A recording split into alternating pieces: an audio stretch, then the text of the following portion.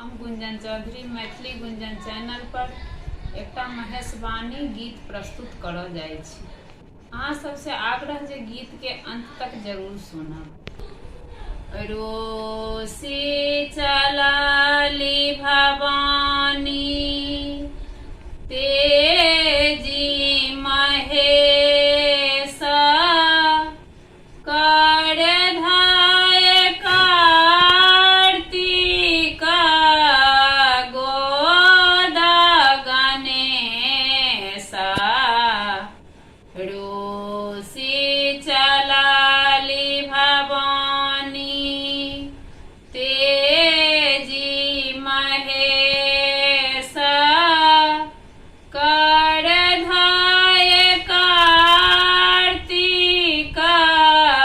गोदा गणेश। तोहे जोनी आहे गौरी नाई हर जाहो त्रिशूल बघाम्बर बेची बड़ू खाहो। तोहे जोनी आहे गौरी नाई हर जाहो त्रिशूल बघाम्बर बेची बड़ू खाहा। त्रिशूल बघाम्बर रहे बड़ू पाई हमें दुख काटब नाई हर जाई। त्रिशूल बघाम्बर रहे बड़ू पाई हमें दुख काटब नाई हर जाई।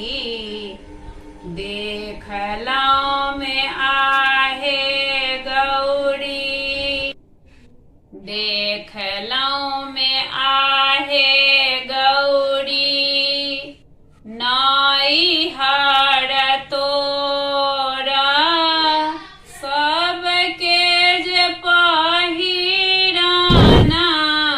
पलकल डोरा। जोनी ओ कटियौ शिव नाई हर मोरा लांगट सोनी का पलकल डोरा।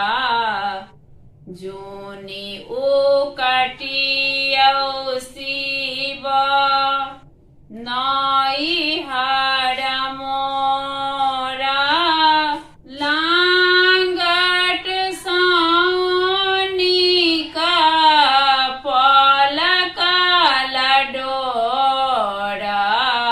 रोसे चलाली भवानी तेजी महेश कर